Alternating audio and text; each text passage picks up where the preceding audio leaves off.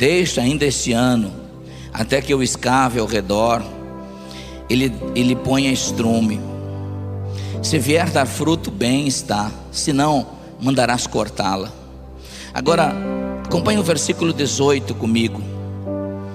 E dizia: a que é semelhante o reino de Deus e a que eu compararei? É semelhante a um grão de mostarda que um homem plantou na sua horta, cresceu e fez-se árvore, e as aves do céu aninharam-se em seus ramos. Disse mais: a que compararei o reino de Deus? É semelhante ao fermento que uma mulher tomou e escondeu em 3 medidas de farinha, até ficar tudo levedado. Vamos orar, concorde comigo em fé. Pai querido, nós te damos o louvor. Deus, o Senhor é um Deus bom em todos os momentos da nossa vida.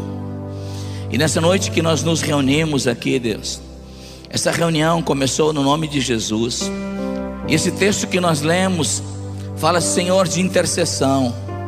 E eu peço que nessa noite, Deus, a nossa oração, o nosso coração se volte, Deus, como o coração de John Cox na Escócia, Deus, em que a sua oração era: Deus, me dá a Escócia. Que o nosso coração comece a dizer: Deus, me dá o Brasil. E que um rio de salvação, Deus, comece a correr. Deus, nos dá a paixão também pelas almas, Deus. Suscita dentro da igreja, Deus, paixão por tua presença, mas paixão pelas almas que ainda não te conhecem. Deus, ministra o coração do teu povo essa noite. E Jesus, nós daremos a ti toda honra, todo louvor por tudo que acontecerá nesse recinto. E nós oramos no teu bendito nome, Jesus. Eu queria despertar no seu coração com essa mensagem: paixão por almas. E que a igreja volte, irmão, a ter uma grande paixão para que essa nação venha conhecer o maior avivamento de salvação que nós já vimos em todos os dias. E é interessante que quando a gente se reúne na igreja, num lugar como esse, ouve pregadores, a gente acaba encontrando uma revelação de Deus. Se nós olharmos a palavra de Deus, ela declara e é incontestável. A gente, quando folheia qualquer parte, qualquer folha da palavra de Deus, você vai ver onde Deus esteve. Deus esteve na criação, Deus esteve com Moisés, Deus esteve com José, Deus esteve com Davi. Isso é incontestável. A verdade de Deus, ela diz aonde Deus estava. Mas a revelação de Deus, ela diz aonde Deus está presente. E eu espero que essa noite seja uma noite que Deus traga uma revelação de Deus para o seu coração. Não para que você só fique pensando que Deus esteve no passado com alguém, mas para que você tenha uma revelação para Deus estar com você, com sua família, nessa geração onde você vive, para que você possa fazer uma diferença. Quando a gente às vezes olha para a igreja no domingo à noite, irmãos, o nosso caminhar com Deus, ele é livre. Às vezes nós nem precisamos de um pregador, nós nem precisamos de um músico. Nós podemos caminhar com Deus porque Deus está conosco. A libertação, ela precisa de uma gerência, de uma intervenção ministerial, humana. Se nós não entrarmos nessa brecha e entrarmos nessa intervenção de que as pessoas que não conhecem, não sabem caminhar com Deus, elas nunca encontrarão a libertação. Por isso, nesse texto fala muito de intercessão. E Deus chama pessoas para serem intercessores. A conferência é sobre adoração, mas interceder, sacrificar, também é adorar. Diga comigo: orar é adorar. Quantos de vocês, talvez hoje, se Deus tocasse no seu coração e fizesse um pedido, quantos Deus acharia aqui com interesse de ser um intercessor por esta nação? Aleluias. Vou falar de novo, menos para ouvir um amém.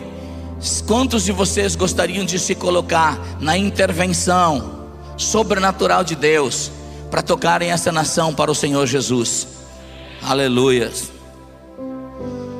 Irmãos, um avivamento não é só de uma reunião numa igreja. Um avivamento é quando tudo aquilo que nós recebemos aqui puder sair daqui, e amanhã esse mesmo mover, essa mesma presença, essa mesma alegria puder entrar nos colégios, puder entrar nas fábricas, puder correr pelas ruas e tocar as pessoas para Deus. E aí nós teremos um avivamento verdadeiro. Quantos de vocês, irmãos, gostariam de levar sua família para o céu? Essa é uma decisão sua. Você decide isso. Deus já decidiu a parte dele. Se converter você, se você crer no Senhor Jesus Cristo, será salvo você e toda a sua casa, aleluias. Então é uma decisão sua. A morte e o inferno são um fenômeno, eles nunca se saciam. Até a Bíblia relata sobre isso. Podem morrer numa guerra, num país que vive em pecado, milhares de jovens numa noite, separados de Deus para sempre. E o inferno e a morte não se contentarão, eles sempre terão fome demais. Mas se a morte e o inferno é um fenômeno, o céu também é. O céu nunca se enche, nunca se sacia. Você pode levar sua família, seus amigos, e sempre haverá lugar para tantos quantos habitarem nessa terra, também um dia poderem habitar no céu. E eu espero que a igreja se desperte para levar as pessoas para a eternidade com Deus. Quantos podem dizer amém? Irmãos, nesse texto existem algumas perguntas, o começo dele, umas perguntas às vezes até básicas. A gente ouve muito isso como pregador, às vezes pessoas se questionando, e talvez você já ouviu essa pergunta: por que aquela pessoa que era bonzinho, segundo os padrões da sociedade, morreu? Uma fatalidade qualquer desse mundo, ela morre. E aí de repente você ouve a história de um que é bandido, que é ruim, que já fez todo tipo de mal, e que já levou tiro, passou acidente e não morreu. E aí existe aquela pergunta: por que esse que é bom morreu e esse aqui que é tão ruim não morreu? Quem já ouviu menos essa expressão, já questionou, faz assim. É muito comum isso. E a Bíblia traz resposta, porque Jesus começa respondendo nesse texto exatamente sobre isso. Ele diz a um grupo de pessoas: vocês pensam que os galileus, cujo sangue foi tirado do próprio corpo deles, e onde os próprios galileus faziam seus sacrifícios de animais, o sangue humano era colocado junto. E o sangue, ao menos nessa época, no contexto religioso do tempo, o sangue humano, ele tinha uma importância vital, superior, e de repente ser misturado com o sangue de um animal. Então alguém poderia dizer: não, eles foram mais pecadores, foram mais amaldiçoados do que os outros. E Jesus até faz a pergunta: vocês pensam que esses galileus mereciam essa morte tão ridícula, e da maneira com que o sangue foi tirado das suas veias e colocado junto com os dos animais, eles foram mais pecadores do que os outros? Jesus diz: não, não foram. E Jesus continua dizendo: a torre de Siloé, o dia que caiu, um prédio de uma cidade, aqui não fala as pessoas, fala o número. 18 pessoas que caminhavam numa rua, beirando uma torre de um prédio, e de repente a torre cai. Talvez uma criança, uma mulher, uma moça, pessoas de todas as idades. E de repente a tragédia, cai a torre. Quantas pessoas que a gente conhece não nasceram de novo? Mas ele é tão novinho. Não é a idade que vai impedir a pessoa de ir na perdição eterna. O que vai impedir a pessoa de ser levada para a perdição eterna é se ela chegou ao arrependimento. Então para sempre ela escapou da morte e do inferno, porque agora ela entrou em Cristo Jesus. Haverá uma vida e uma vida eterna para ela. Aqui aparece o intercessor. O intercessor, quando vê isso, diz: não, Senhor, espera aí, dá uma chance, deixa eu cuidar dela, deixa eu cuidar, e eu vou cuidar, vou cavar em roda dela, vou proteger ela, para que ela venha produzir fruto. E essa aqui é a parte do intercessor. O que é o intercessor. O intercessor é aquela pessoa que vai dizer: Deus, a partir de hoje, eu sou a pessoa que vai orar pelos outros. Deus, eu a partir de hoje vou ser aquele que vou orar por minha família. É aquele homem ou mulher que se coloca entre o caminho dos pecadores e o inferno. E ele tem então essa parte da libertação, essa intervenção de guardar essas pessoas e encaminhar elas para o céu. Porque nós encaminhamos, irmãos, as pessoas para o céu primeiro por oração. Vocês podem olhar na história de alguém que se converte. Busque essa pessoa por separado e olhe, pede. Aí você vai ver que por trás existe uma mãe, um pai, um avô, alguém que orou, alguém que passou um tempo buscando a Deus, dizendo: Deus, eu guardo essa pessoa em Cristo Jesus, não corta ela da terra, não deixe que as drogas matem meus filhos. Deus, não deixe que as drogas matem os jovens da cidade. Deus, é você se colocando como uma intervenção de Deus para a libertação das pessoas. Quantos de vocês ainda gostariam de ser intercessores? Aleluias. Eu acho interessante, quando eu me converti, depois eu fui para o ministério, e eu mudei de uma cidade muito pequena para uma cidade grande.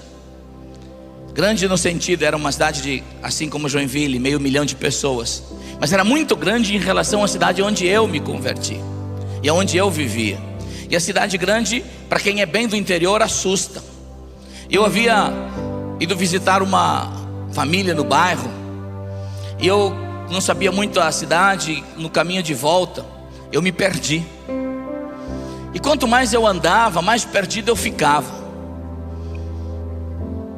Aí eu vi uma placa, de repente eu observei uma placa na estrada que dizia assim: logo à frente, intercessão.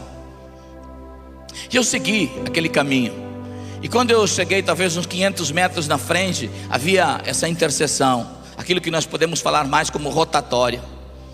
E essa intercessão era algo que era como se estivesse no centro de todas as estradas, de todos os caminhos. E ali então tinha um indicativo: esse caminho vai para o centro, esse para o bairro, esse para o bairro tal, e um indicativo. E eu me senti tão bem, porque quando eu avistei aquilo, eu pude avistar o caminho do centro, e eu contornei aquela rotatória e cheguei na minha casa.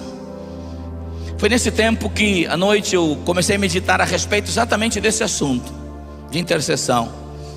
Como é que os perdidos se encontram? Irmãos, quanto uma pessoa perdida está nessa terra, quanto mais ela anda, mais perdida ela fica. E o que é que nós podemos fazer? Nós podemos parar isso, ser aqueles que dizem: Deus, a partir de hoje eu não vou brincar de ser crente. Deus, a partir de hoje eu não vou querer que a minha oração seja: Deus, me dá uma bicicleta nova todo dia, Deus, me dá um carro novo, Deus me dá. Eu quero ser um crente diferente. Deus, eu quero ser um crente porque eu vou viver muito mais no céu do que na terra. E eu não quero viver um tempo só que eu vou só, eu quero levar os perdidos junto. Deus, então eu vou me colocar como intercessão. E é uma decisão pessoal, irmão. Para que haja um grande avivamento numa cidade, não adianta convidar conjuntos que cantam, homens e mulheres que gravam um disco, não. Avivamento vem porque houve alguém que um dia disse: Deus, visite minha cidade, Deus, visite os meus filhos.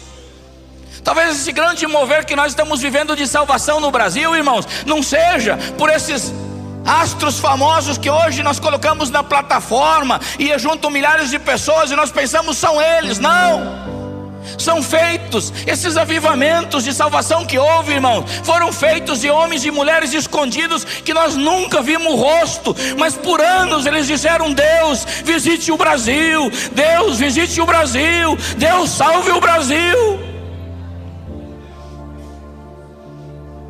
Foram verdadeiros intercessores, nunca mostraram a cara, nunca tiveram seus rostos estampados na mídia, mas poderão entrar no céu e ver que o céu é um fenômeno, que por tudo que eles oraram, havia espaço no céu. Quantos de vocês ainda gostariam de ser intercessores, irmão? Fome para Deus salvar essa nação. Às vezes a gente se preocupa pelo que os olhos veem. A igreja, ela quer muito hoje, prosperidade, quer isso. Eu acho que isso tudo Deus pode acrescentar, mas nós nunca podemos perder a maior paixão de Deus. A maior paixão de Deus, irmão, não é pelo valor imobiliário, mas é pelo valor das almas. A contabilidade de Deus se faz em almas. E eu, particularmente, irmão, eu vejo cada vez mais meu coração com fome de que essa nação se dobre, mas se dobre diante de Jesus Cristo, dizendo que Ele é Senhor. Ser um intercessor, aquele que decide: Deus, eu vou gastar um tempo por dia, e não vou mais aceitar tragédias, não vou aceitar mais que na minha cidade a morte e o inferno impere e roubem um terço da juventude, um terço dos adolescentes, e aqueles homens e mulheres, moços e moças que podem vir numa conferência dessa e não querer que toda a conferência for para o seu ego, mas resolvido: Deus, eu quero sair com uma revelação no meu coração, de que o Senhor está comigo, que o Senhor não esteve só com Moisés, e quando eu orar, o Senhor vai tocar essa cidade, o Senhor vai parar a pornografia, o Senhor vai parar as drogas, o Senhor vai visitar o Brasil. É uma decisão de cada um.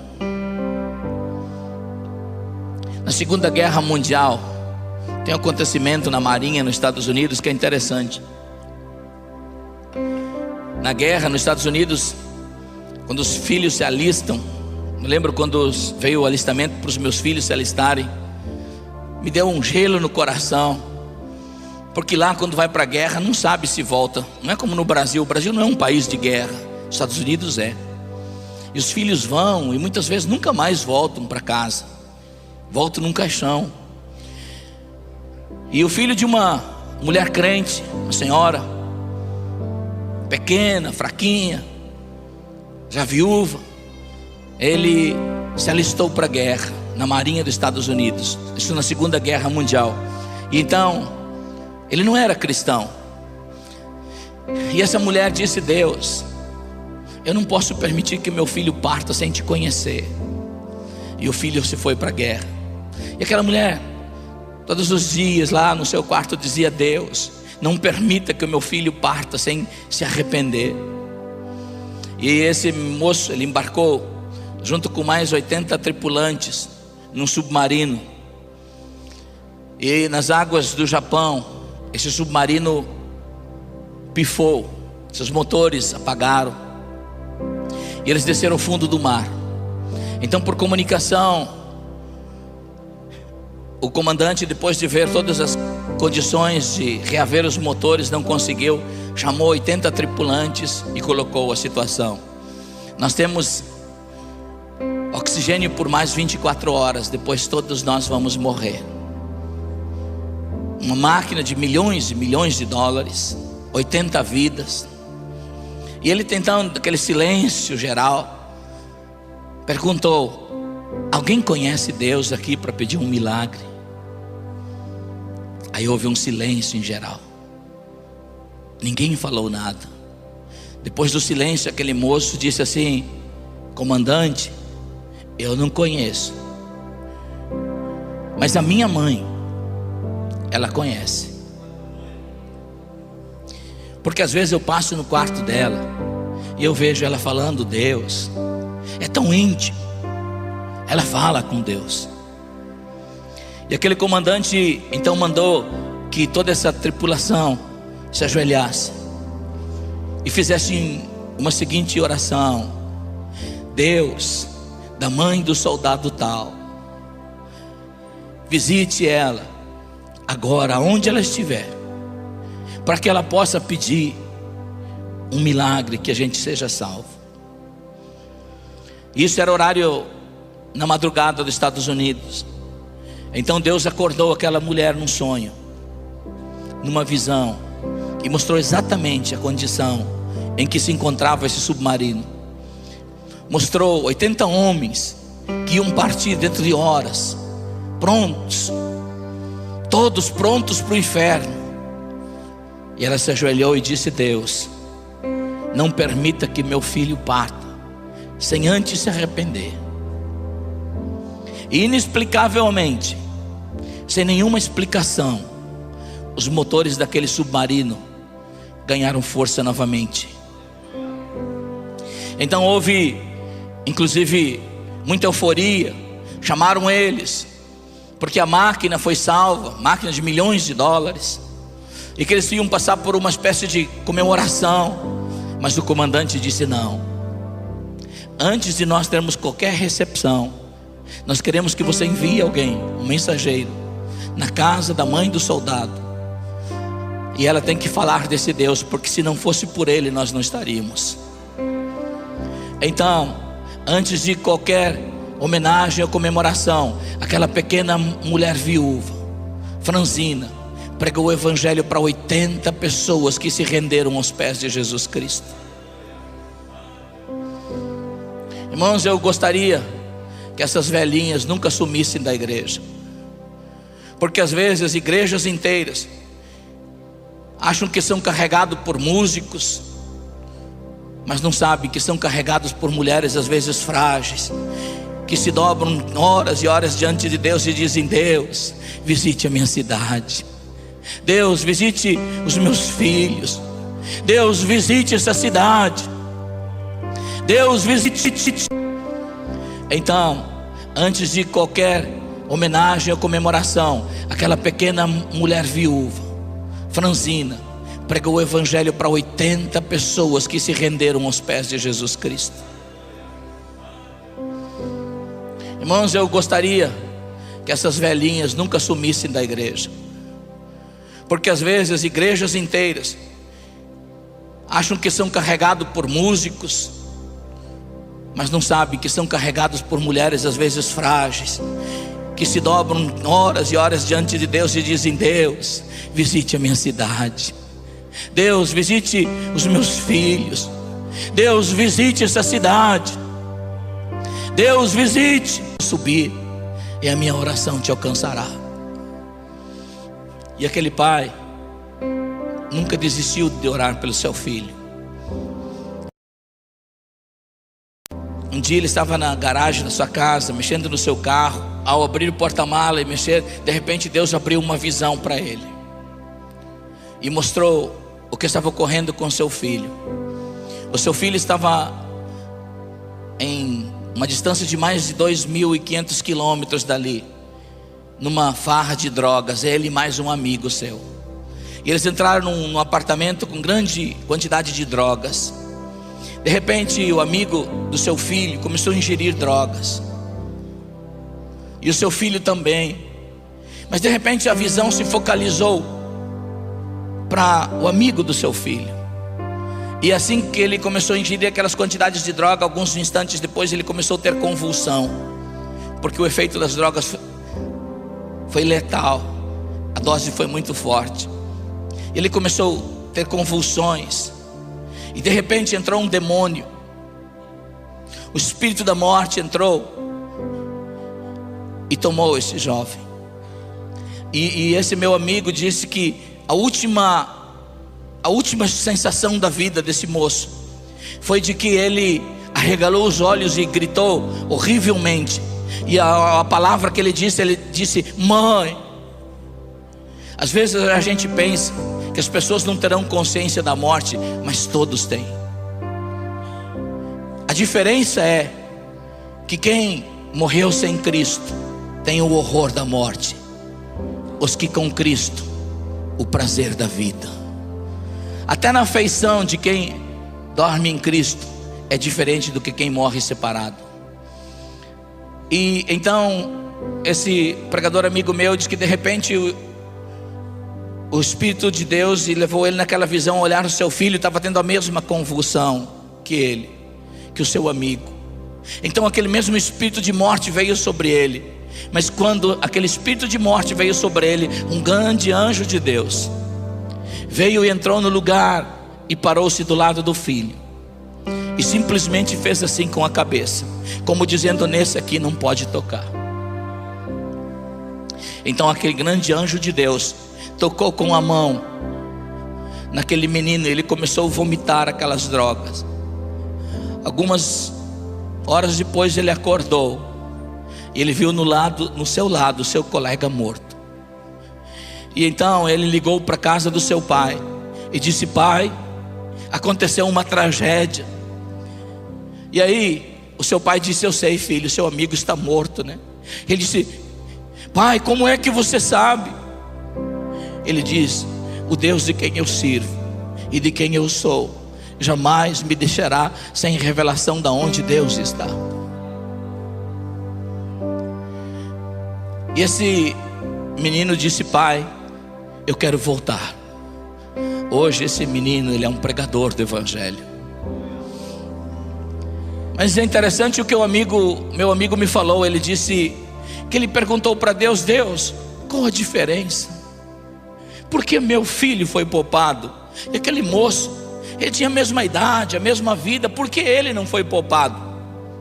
Aí Deus disse para ele: a resposta é que pelo teu filho tinha alguém que intercedia nesse mundo, o outro não tinha ninguém.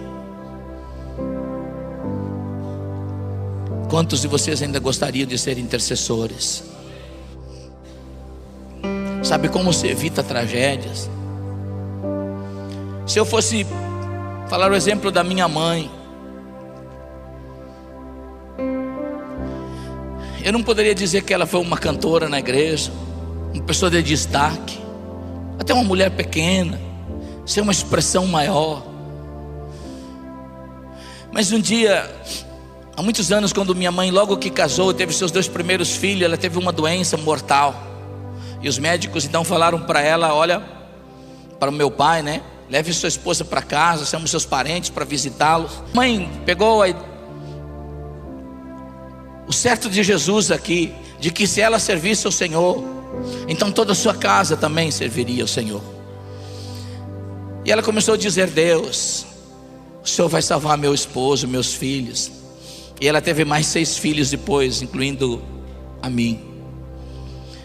Eu poderia dizer para vocês: o meu pai não seguiu os primeiros anos da vida um caminho com Cristo, e os seus filhos seguiram, principalmente os homens, atrás do pai.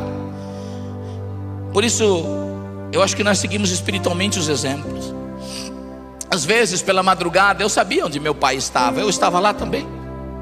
Eu voltava pela madrugada, eu não podia compreender uma coisa: como é que alguém como minha mãe, eu via meus irmãos, estavam na noite, meu pai, 4 horas da manhã, às vezes eu passava do lado do corredor, na porta, a luz estava acesa.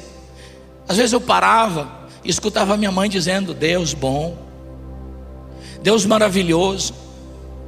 Eu ficava pensando: como é que alguém que não tem um marido no quarto, alguém que não tem os filhos na mesma crença, pode dizer que Deus é bom? Eu nunca vi minha mãe dizer que Deus não podia fazer alguma coisa. Deus é bom.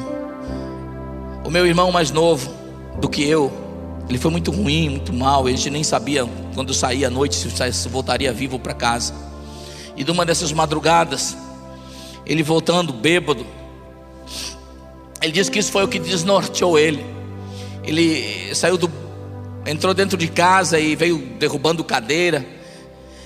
E a minha mãe então era madrugada, estava saindo do banheiro, e ele preparou para que a minha mãe fosse dizer para ele: seu malandro, bebendo de novo, coisa desse tipo. Mas minha mãe olhou bem nos olhos dele: filho, eu estava falando com Deus exatamente a seu respeito. Filho, eu vou dizer uma coisa para você: você não é isso que o diabo está mostrando para mim. Eu estava falando com Deus e acabou o seu tempo. O meu irmão disse que passou a bebedeira dele. Ele voltou para a fazenda e durante aquela semana toda ele não conseguiu mais raciocinar, pensar direito. Tudo dele, tudo nele começou a convergir de que ele precisava se arrepender. até que ele não aguentou mais. E ele foi na igreja, domingo à noite, sem ninguém convidar, sem pastor fazer apelo, sem pregação. Enquanto a igreja estava cantando, ele correu na frente, deitou no altar e disse: Deus, entra na minha vida, eu não suporto mais, eu preciso de perdão. Meu pai hoje não vive mais, mas ele nasceu de novo. Um dia eu vou ver ele no céu, não mais como meu pai, como meu irmão. Aleluia. Assim foi toda a minha família. O último a se converter fui eu. E é tão engraçado que eu fui uma espécie de ovelha negra na família, uma ovelha negra. E eu vivi uma vida que eu particularmente não conto, não gosto de contar em termos de passado, porque eu acredito que passado Deus perdoa. E toda a maldade que eu fiz no passado, Deus perdoou e esqueceu ela. Então se Deus esqueceu, eu não preciso lembrar. Eu estou projetado para o futuro abençoado. Aleluias. E segundo o que diz o pregador Eclesiastes, o fim será melhor que o começo para mim. Aleluias. Mas eu vivi uma vida tão ruim, que quando eu escapava às vezes de morte, de coisa, as pessoas perguntavam: como é que ele escapou? Eu pensava: puxa, eu sou bom. Mas eu não sabia que tinha uma senhora fraquinha, lá ajoelhada, dizendo: Deus, eu não permito que ele parta sem arrependimento. Deus, não leve meu filho. Deus, não deixa que ele morra nessa terra sem te conhecer. Até que um dia eu entrei numa igreja evangélica, e eu fiz como todos aqueles que dizem: Deus, entra no meu coração. Eu poderia aqui passar a noite falando de exemplos de homens e mulheres que nunca apareceram na mídia, nunca tiveram seus nomes editados em cartazes, mas foram os que mais fizeram para Deus, porque um dia resolveram ser intercessores. Aleluias. Quantos aqui gostariam de ser ainda intercessores? Quando a minha família, por parte da minha esposa, quando a minha esposa se converteu e então nós fizemos como toda família faz: agora vamos ganhar a sua família. Minha família não era cristã, do lado da minha esposa, é claro. Eu considero minha família porque algumas pessoas dizem assim que feliz foi Adão que não teve sogra. Mas não é verdade não, irmão. Na verdade a sogra é uma bênção de Deus. Aleluias, aleluias, glória a Deus pelas sogras, irmão. Sabe por quê? Porque se Deus não tivesse sogra, você não teria esse presente maravilhoso que você tem. Eu vi o pastor Valmor falando aqui. Você sabe que a única coisa que a gente tem, que é da gente, pastor Siqueira, ministério não é da gente. A gente tem que servir os outros, não é, pastor Valmor? Dinheiro não é da gente. A gente tem que servir a obra de Deus. Os filhos que a gente tem não são da gente. Os meus, quando nasce um mocinho, meu filho, mas já vai ter gente algum tempo depois dizendo: Deus, arruma um varão para mim. Então os filhos também não são da gente. Depois de um tempo vem: eu tenho 3 filhos, um está indo embora, os outros estão debaixo de oração, né? Alguém dizendo: Deus, arruma um varão para mim. Então o que é meu? A única coisa que é minha esposa. Essa Deus me deu para mim, para se unir e fazer uma só pessoa comigo. Por isso, se eu não amasse minha sogra, eu estaria amaldiçoando a fonte de onde saiu a minha bênção. Aleluias. Por isso as sogras são uma bênção. Glória a Deus. E eu amo minha sogra, me dou demais, muito bem com ela. Mas não foi assim no começo. Mas mais a nível religioso. É porque quando a gente casa, minha esposa chegava, às vezes eu ia passar na casa da minha sogra, a primeira coisa que ela falava assim: mas está tão magrinha, está comendo. Eu já pensava: puxa, será que ela está pensando que eu estou deixando ela passar fome? Mas aí quando eu me converti, nós começamos a orar, eu e minha esposa: vamos fazer a condição de intercessores. Nós falávamos: Deus, comece a salvar meu sogro, minha sogra, minhas cunhadas, meus sobrinhos. Deus, entre na minha família. E a gente pensava, como morávamos longe, na Páscoa ou no Natal, então a gente íamos na casa do meu sogro, e a gente pensava: vamos chegar lá e vamos falar de Jesus. E minhas cunhadas não eram cristãos, e minha sogra tinha um desses negócios que adorava um por dia. E aí eu pensava: vou chegar lá e vou chegar e falar de Jesus, e todo mundo vai cair de joelho. Mas ao chegar, já encontrava um bêbado, e a primeira coisa que ele falava: oh, aleluia, chegou. Oh, aleluia, glória a Deus, está tudo bem aí? Toma um aí. E já subia aquela ira santa, né? Falava: essa gente não tem jeito. Aí eu olhava no tanque da minha sogra, tinha um lá deitado dentro porque estava seco. Então tinha um santo lá para que transformasse aquela seca em chuva. E assim, o dia que tinha um de barriga para baixo, porque tinha alguém na família, e tinha um para cada coisa. E aquilo tudo me irritava, e eu começava a dizer: Deus, esse povo não tem jeito. Um dia Deus disse assim: eu quero salvar a tua família. Eu falei: aleluia, glória a Deus. Só que tem um problema. E eu disse: eu sei, eles são o problema. Deus disse: não, o problema é você. Você não ama a sua família. E aí Deus começou a dizer-me a respeito de amar. Às vezes a gente ora porque a gente quer que as pessoas façam o que a gente faz, mas Deus quer que você ore para a sua família, para estar primeiro no céu antes de qualquer lugar. E eu disse: Deus, eu vou amar minha família. E eu comecei a orar diferente. Eu não me importo com o que está pendurado na parede. E às vezes eu entrava dentro da casa da minha sogra, olhava tudo aqueles negócios, falava: nem ligo para vocês. Quando eles falavam: oh, aleluia, tudo bem, eu falava: um dia você vai dar aleluia lá dentro da igreja comigo.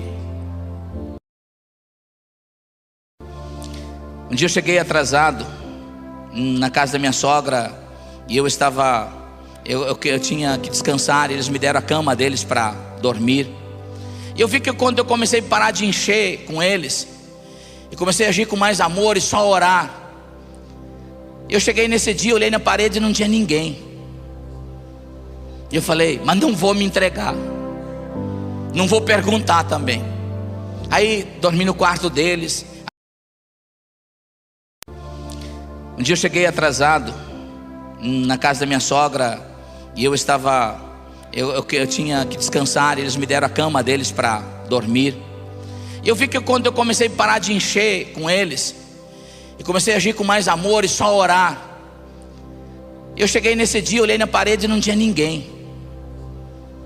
E eu falei: mas não vou me entregar, não vou perguntar também. Aí dormi no quarto deles. Acordei pela manhã, eu acho que eu havia colocado meu sapato muito forte debaixo da cama. Aí quando eu levantei, me agachei para pegar meu sapato, olhei embaixo, estavam todos eles lá.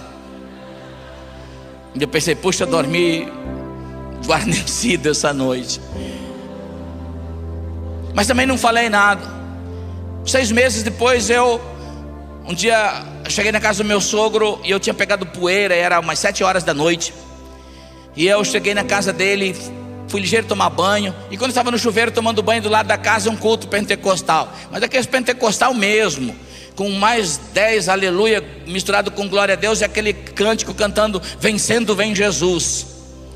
E eu tomei banho, fiquei escutando, saí do banheiro. Eu disse para o meu sogro: olha, aí do lado é uma família crente, estão fazendo um culto familiar. Ele disse: não, é que eu não falei para você. É que ali do lado agora não é mais uma casa, nós tiramos as paredes do meio, ali é uma igreja, e eu sou dali também agora. O que eu quero dizer é que se você se torna um intercessor, salvar não é você que salva, salvar é Deus quem vai salvar, mas Deus vai promover todos os meios para alcançar de alguma forma aqueles ao qual você está orando.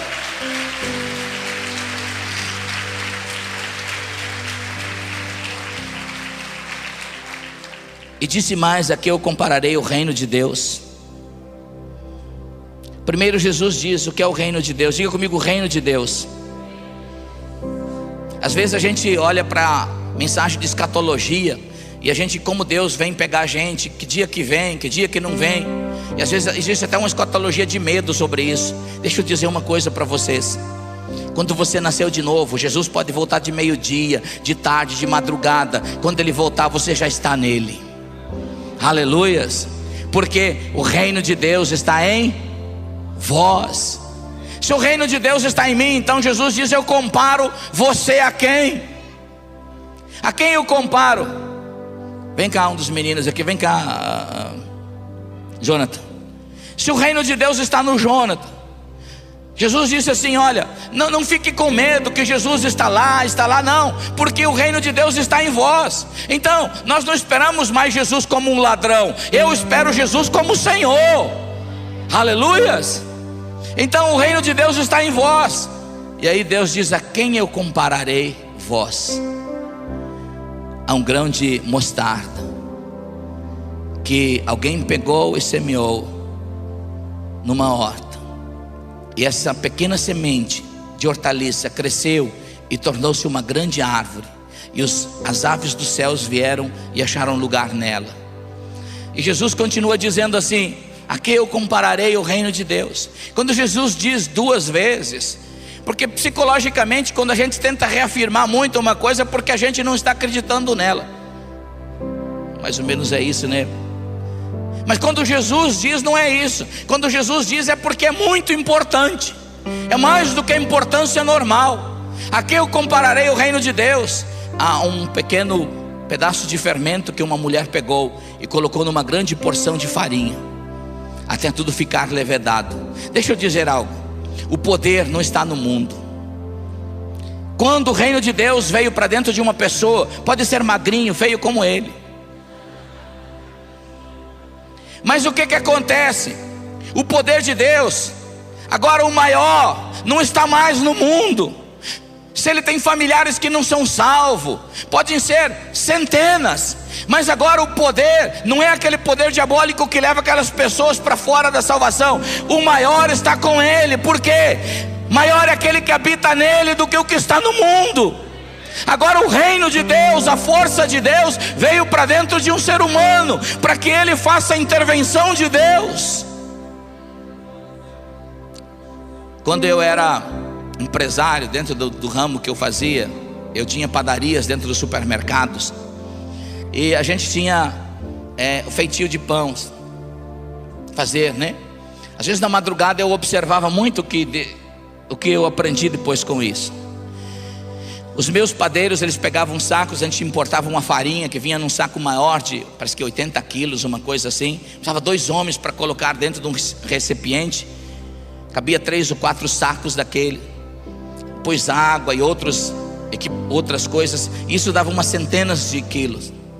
Por fim, o padeiro vinha com um fermento que cabia na mão e jogava dentro daquele recipiente, e botava uma grande mão de ferro mexer, uma alavanca, e ele mexia aquela massa, farinha, água, fermento e outras coisas mais, até tudo ficar numa massa homogênea.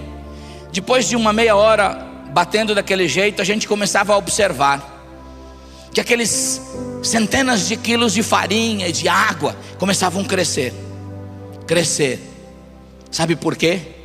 Porque a maior força não era a farinha, a maior força não era aquela água, a maior força estava concentrada no fermento. Ele é que determinava para onde ia a massa. Deixa eu dizer uma coisa: quando você é colocado no terreno da intercessão e começa a dizer: Deus, salve minha família, Deus, salve meu bairro, a força não está concentrada no bairro, nem nas pessoas que estão no mundo. Quem vai mover todas as coisas é em você, porque aquele que é maior habita em você, e é Ele que move todas as coisas. Aleluia!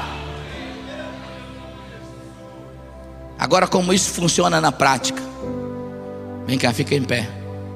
Cadê meus pregadores? Jefa, vem cá. Vocês gostariam de ser intercessores? Aleluias! Eu vou mostrar como isso funciona na prática. Imagine que o Jonathan, ele é cristão. Então, vira aqui. E nós vamos exemplificar que o norte, aqui seja o norte. Então aqui está o reino de Deus, e tudo que o reino de Deus tem, as coisas boas. Ele é uma pessoa que ele é ministro de louvor, adora a Deus, tem uma igreja. Mas o Jefferson, que idade você tem, Jefferson? 26, meu Deus. O Jefferson, igual o Jefferson, tem milhares de jovens, não é o caso aqui, mas que nunca conheceram a Deus, nunca viram a Deus, estão nas drogas. E eles, se você pegar eles e falar assim: olha, está vendo o reino de Deus, aquele louvor, aquelas coisas boas de Deus, ele vai falar: é coisa de atrasado. Sabe por quê? Porque como ele não nasceu de novo, ele só sabe olhar para o mundo. E ele acha que as drogas, o álcool e as coisas que tem no mundo é que são as coisas boas para ele. E aí o que acontece? O Jonathan, ele resolve ser um intercessor e dizer: Deus, a partir de hoje eu não vou brincar mais de ser crente, eu vou ser um crente de verdade. Eu vou me colocar no terreno da intercessão, porque o maior habita em mim. E eu vou orar para que haja um avivamento na minha cidade, e que as drogas não mais levem os jovens, e que não levem mais as moças à prostituição. Eu vou orar para que o Senhor intervenha na minha cidade. E ele então conhece o Jefferson, nós vamos apelidar aqui de João de tal. E ele conhece o João, e ele começa a dizer a primeira vez assim: levanta os braços, dois, como crente, e dizer: Deus, salve o João. Deus, o João, ele vai nascer de novo, ele vai parar de beber, ele vai parar de usar drogas, ele vai estar no reino de Deus. E eu falo isso em nome de Jesus. Glória a Deus. E aí, todo dia ele vai levantar as mãos e dizer: Jesus, obrigado pela salvação do João. Aí domingo que vem ele vem na igreja. Aí ele pensa que vai ver o João aqui na igreja. Aí ele olha, não encontra o João. Aí ele voltando para casa, está o João caído na sarjeta. Aí ele vai passando e fala: ô João. O João fala: ih, aleluia, o que você quer aí, aleluia? Aí o diabo diz para ele: olha, esse aqui não tem jeito, não adianta orar por ele. Isso é o que o diabo diz. Você não ouve mais o diabo, você ouve que o maior está em você e não nele. E é esse que vai vencer, aleluia. Então você continua todos os dias: Deus, obrigado pela salvação do João. Sabe o que vai acontecer um dia? Pode demorar 1 mês, 2 meses. O João está aqui. O primeiro dia que ele começou a orar, o primeiro dia, no mundo natural nada aconteceu, mas no sobrenatural, uma força soberana de Deus se acoplou aqui para guardar esse aqui. A morte não vai colher ele, ele vai conhecer o Senhor, porque tem alguém intercedendo por ele. E sabe o que acontece? Todos os dias que o Jonathan, levante suas mãos, começa a dizer: Deus, obrigado pela salvação do João, sem que o João perceba, essa força sobrenatural vai movendo ele. De repente, um dia, os olhos dele são abertos. Ele olha e fala: Deus, então esse é o seu reino. E ele também terá consciência do pecado e vai dizer: Deus, então isso que eu achei que era a vida, a droga, isso é a morte. Mas Deus, o Senhor é a vida. E alguém vem e diz: João, você quer nascer de novo? E ele diz: sim, eu quero. E aí o que acontece? Vem o João, vem o Pedro, vem a Maria. É o maior que está nele, é que move toda a massa. Obrigado. Aleluia. Maior é aquele que está em você. Mãe, nunca desista dos seus filhos. Nunca desiste de orar por um avivamento. Ah, mas já faz 10 anos que eu oro. Não importa. O céu não é 10 anos, não é 5 anos, é séculos dos séculos dos séculos que as pessoas vão viver com Deus. Eu conheço história de gente que orou por 30, 40 anos, mas colocou a pessoa no céu, colocou. Eu queria fazer um apelo essa noite. Na igreja primitiva, nós tivemos o maior mover de salvação que já houve. Mas quando a gente olha para a lei, Quando uma mulher era estéril, ela era considerada amaldiçoada, desamparada por Deus. Ali não havia mais procriação, toda a vida terminava ali. E era a maior vergonha alguém ser estéril. Deixa eu dizer algo para você. A maior vergonha de uma igreja é quando ela não ganha mais ninguém para Jesus. Quando ela se torna estéril. Ela pode ter os melhores cantores, os melhores pregadores, mas o que dá vida a uma igreja são almas novas. Eu espero, irmãos, que dentro do Brasil haja um grande mover, que haja milhares e milhares de bebês chorando nos próximos meses e anos nessa nação. Gente que vem correndo para Jesus. E eu queria também fortalecer o coração, o seu coração, moço e moça. O cristianismo não é uma farra evangélica. O cristianismo é algo sério. Deus te colocou na sua geração para você ganhar a sua geração para Ele. E antes de reuniões badaladas, a gente ganha as pessoas em oração. Eu nunca vou esquecer. Uma mulher um dia disse para mim: pastor, eu vi uma fita sua na África. O seu galardão vai ser imenso. Eu disse: por quê? Porque eu vi uma multidão de gente que se converteu no seu apelo. Eu disse: não, irmã, eu não vejo assim. Aquelas pessoas que se converteram não é trabalho meu. Se você dividir uma a uma daquelas pessoas, você vai ver que por trás delas existe um pai, uma irmã, um tio, uma igreja que por anos está orando. Foram eles que fizeram com que toda essa massa se moveu. Eu fui a menor parte. Eu fui aquele que vim de avião tomar água mineral, sendo chamado de doutor e por aí afora. Mas quem fez o trabalho mais árduo foram aqueles que estavam escondidos dentro de um quarto dizendo: Deus salve, Deus salve. E no céu, irmão, não é que os que tiveram mais cartazes estampados na terra terão os maiores galardão. Avivamentos são feitos de homens e mulheres que se trancam nos quartos e dizem: Deus, visite essa nação, Deus, visite minha família, Deus, visite a minha cidade. E hoje eu gostaria que uma revelação de Deus tomasse conta do seu coração, porque saber que Deus esteve no passado em reavivamentos não é o suficiente para nós.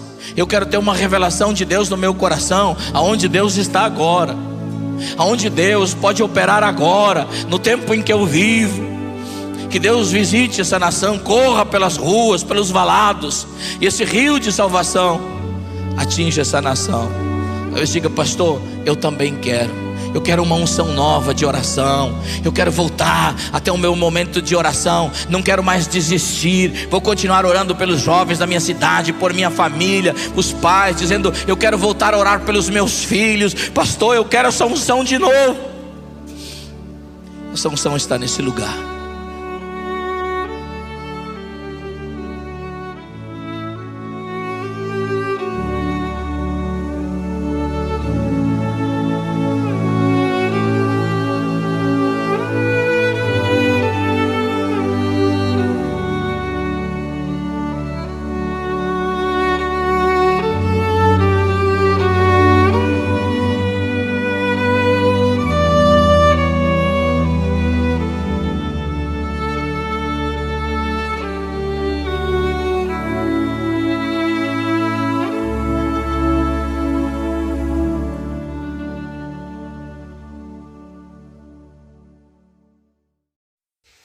Cumprindo o ID, anunciando Jesus ao mundo.